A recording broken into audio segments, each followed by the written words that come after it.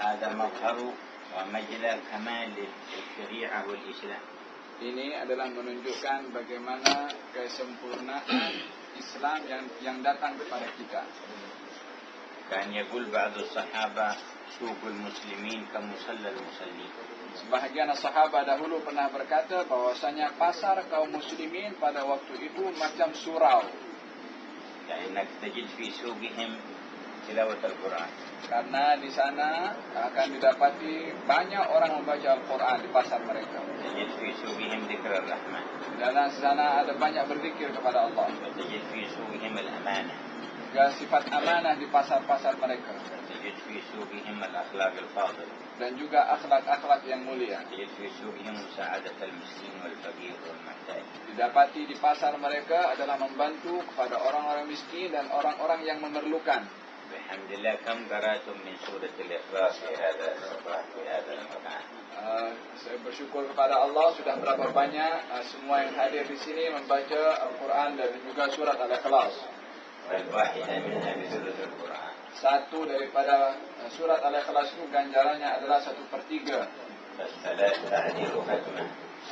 Baca 3 kali surat Al-Ikhlas sama dengan baca satu Quran secara keseluruhan. كان بعض الصحابة معلق القلب بسورة الإخلاص. Ada salah seorang sahabat yang hatinya itu suka kepada bacaan surat Al-Ikhlas. أمره النبي على سرية فكان يصلي بهم. Baginda pernah menjadikan dia sebagai panglima perang dan dia adalah salat bersama dengan tentera-tentera yang lain. كلما قرأ شيء من القرآن كأي ركعة يختم بسورة الإخلاص. Setiap kali dia salat dan membaca surat itu akan mengakhirkan bacaan Al-Qur'annya dengan surat Al-Ikhlas. تعجب منه بعض الصحابة. Sebahagian sahabat yang lain merasa takjub. وقالوا إما تقرأ سورة الإخلاص ولا تقرأ شيء آخر. Dikatakan kepada dia, kalau tidak baca surat Ikhlas, surat Ikhlas sajalah, tak payah surat yang lain. Kalau surat yang lain, tak payah surat Al-Ikhlas. مهما قرأت أنا لا أخطف ركعتي إلا بسورة الإخلاص. Dia kata, apapun surat yang aku baca, aku mesti akan akhiri surat yang aku baca dengan surat Al-Ikhlas. فلما رجعوا إلى المدينة أخبروا النبي صلى الله عليه وسلم. Ketika kembali ke Madinah, diberitahukan kepada Nabi SAW. فسأله عن ذلك. Kemudian ditanya kepadanya. فإني أحبها لأنها صفة الرحمن. Kemudian dijawab olehnya, aku sukakan kepada surat Al-Ikhlas karena di dalamnya ada sifat-sifat yang maha pengasih. قال صلى الله عليه وسلم حبك إياها أدخلك الجنة.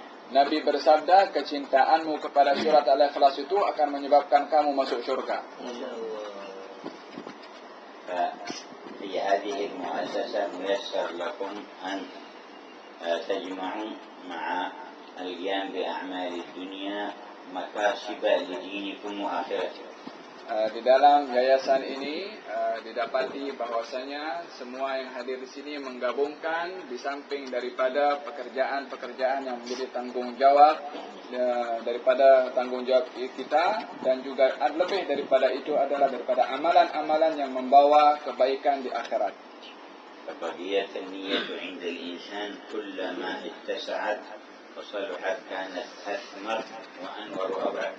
Yang perlu diperhatikan adalah niat kepada setiap manusia itu. Setiap kali mempunyai niat yang baik, maka akan terbuka pintu yang luas untuk mendapatkan kebaikan yang luas. ذكر النبي صلى الله عليه وسلم الصحابة شابا خرج للسعي والكسب. Nabi melihat seorang pemuda yang keluar untuk dia bekerja.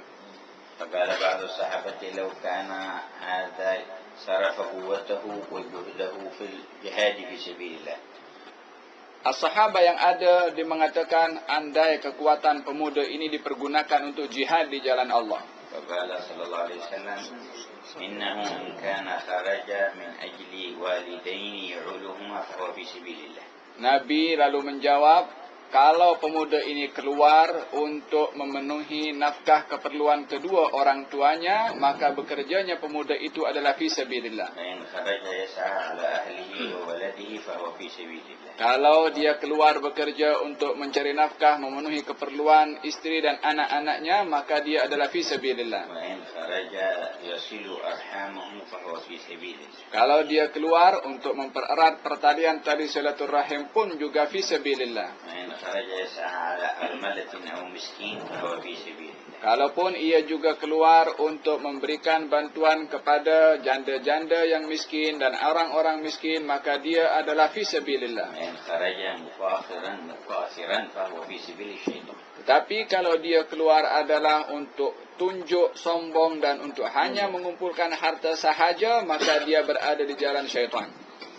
وقد قال إنما الأعمال بالنيات وإنما لكل امرئ ما نوى. Nabi bersabda, sesungguhnya setiap amal perbuatan itu akan dinilai dengan niatnya, dan setiap manusia yang mempunyai niat akan diganjar sesuai dengan niatnya. وقال من أمسى ويده كالة من عمل يده فات مغفورا له.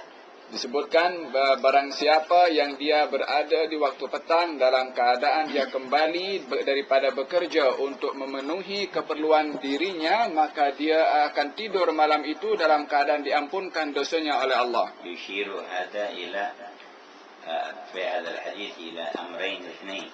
Hadis ini menunjukkan kepada dua perkara. أنه عمله وهو صالح النية. Yang pertama adalah dia bekerja dengan niat yang baik. الثاني أن يكون جادا في العمل يعطيه حقه وهمته فلهذا قال يده كالة. Yang kedua adalah ketekunan di dalam bekerja dan dia rajin di dalam bekerja. Oleh sebab itu Nabi menyebutkan yang bekerja untuk memenuhi keperluan dirinya. وقد قال صلى الله عليه وسلم إن الله يحب من أحدكم إذا عمل عملا أن يتقنه. Nabi SAW bersabda, sesungguhnya Allah itu sukakan kepada hamba yang mana bila mana hamba itu bekerja, dia adalah amat tekun di dalam pekerjaannya. Tabarakallahu lakum fi a'malikum. Moga-moga Allah memberikan keberkatan kepada kamu semua di dalam pekerjaan kamu. Dan mudah-mudahan Allah memberkati keadaan kamu semua. Moga-moga Allah memberikan keberkatan kepada keluarga dan anak-anak kita. Memberikan keberkatan dalam hidup kita. Moga-moga dijadikan hari-hari kamu itu lebih baik daripada hari sebelumnya. Setiap hari bertambah keimanan dan semakin hampir kepada Allah, dan dalam keadaan bertambah ilmunya dan semakin bertambah kebaikannya. Moga-moga Allah menjaga kepada semua yang hadir di sini. Moga-moga Allah memberikan keberkatan kepada yayasan ini. Dan semua yang bekerja di sini. Dan moga-moga Allah memberikan kepada mereka kebaikan dunia dan juga akhirat. Dan moga-moga dijadikan mereka semua orang yang bahagia di dunia dan juga di akhirat. Wahai yang Maha Pengasih. Amin. Kami memohon kepada Engkau ya Allah kesehatan di dalam ketakwaan. Amin ya Allah. Dan panjang umur dalam keadaan berbuat amal baik. Dan Engkau berikan rezeki yang luas kepada kami, yang Engkau tidak azab kami dengan rezeki itu. Dan moga-moga Engkau berikan kepada kami pandangan yang baik kepada amal perbuatan kami yang meridhakan Engkau. Dan Engkau berikan kepada kami semua husnul khatimah. Wahai yang Maha Pengasih.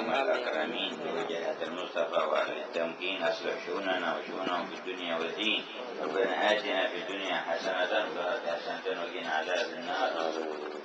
وعليكم السلام ورحمة الله وبركاته. الله يبارك في أهل مصر وفي أهلها ويرزقهم التوفيق فيما يحب ويرضى عز وجل إن شاء الله. على هذا النيات وعلى الصراحة معروفة وكان استدامة فجعل مكان مثل بعضهم لا إله إلا الله حاجة لا إله إلا الله ويسكن بلا إله إلا الله على هذه النية وعلى كل حسن رمضان عنا بخير وكم عافنا في فرقها وإلى حضرة النبي محمد صلى الله عليه وسلم.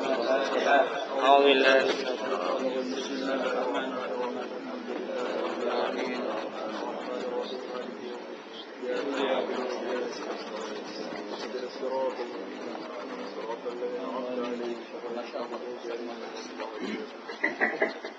الأمور من الأذكار والخيرات مثل قراءة سورة الإخلاص وتضيف إليها ثلاث مرات من آية الكرسي وكذلك الراتب هو ما يقربكم إلى الله ويقوم الإجازة به.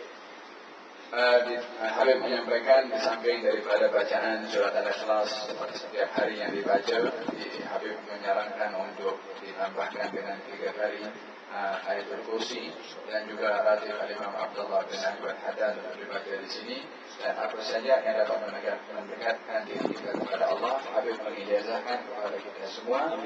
Bersama-sama saya terima ijazahnya. Habib dah kurang waktu, jadi tak ada salaman.